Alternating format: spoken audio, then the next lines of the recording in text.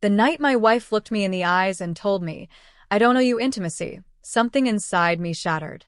It wasn't just the words, but the weight behind them, the coldness that pierced deeper than any argument we'd had before. For years, I had tried to be the husband I thought she needed, loving, attentive, caring, but it was never enough. She had changed, or perhaps it was I who failed to see it.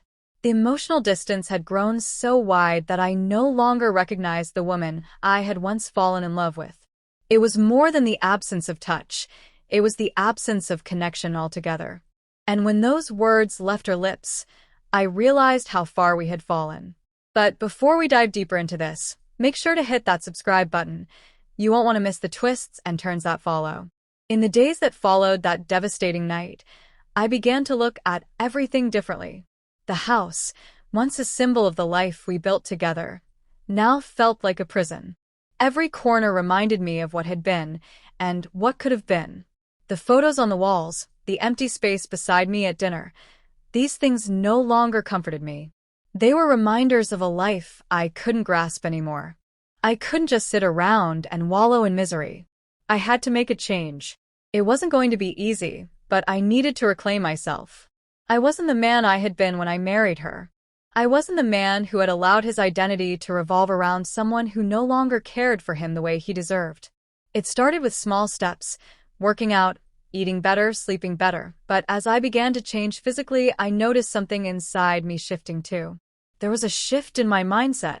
I realized I had been living my life for her, constantly trying to please her, to win back what we had lost. But why? Why had I put my entire existence on hold for someone who seemed indifferent to my pain? As the days passed, I began to see the effects of my transformation. I wasn't doing this for her anymore. I wasn't trying to win her affection or attention. No, I was doing this for me. And as my confidence grew, so did the distance between us. The more I pulled away, the more she seemed to notice. It was as if she hadn't even realized how distant we had become until she saw me walking away from her. It wasn't long before I noticed the change in her. She started paying attention to me again in ways she hadn't in months.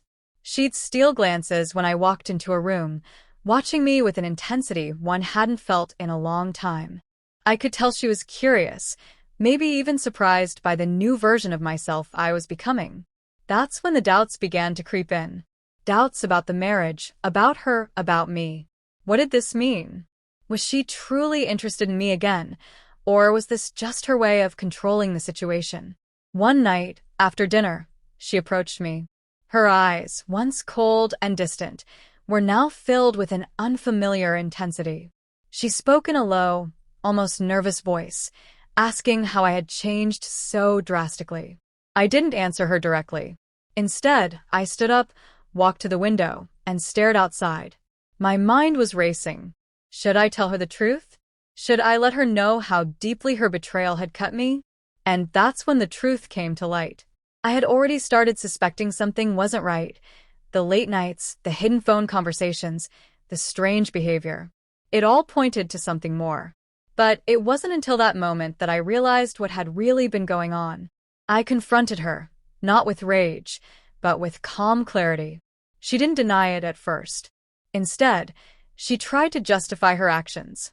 She claimed I hadn't been there for her emotionally, that I had withdrawn long before she had. But that wasn't the whole truth. She wasn't just dissatisfied. She had crossed a line, one that no apology could undo. She had betrayed me. And the person she had been with wasn't just some random affair. No, it was someone I knew, someone from our past, a close friend. A man I had trusted. The man she had been spending time with wasn't just an outsider. He was a part of our world. That betrayal stung even more. The revelation hit me like a punch to the gut. I felt my world collapse in on itself, and for a moment, I wasn't sure how I would ever recover. But I knew one thing for sure. I wasn't going to let this define me. I wasn't going to let this woman, this person who had once meant everything to me, tear me apart. So, I did what I had to do. I started to let go. I stopped waiting for her to change, to apologize, to make things right.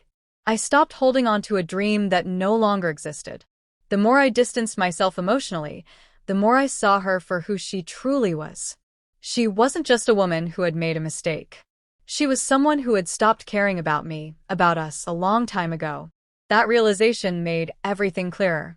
But even then, things didn't go as planned. The more I pulled away, the more she seemed desperate to hold on.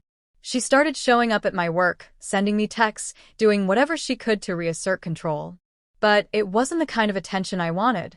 It was the kind of attention that came from guilt, from fear of losing me, from the realization that the comfortable life she had built was slipping away.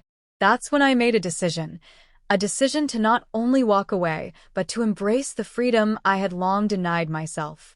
I started making plans for my future without her in it. And as time passed, I realized something extraordinary. I had been living in the shadow of our past, holding on to memories and hopes that no longer served me. But now I was free. Free to rebuild. Free to rediscover who I was before the marriage, before the betrayal, before everything that had kept me chained.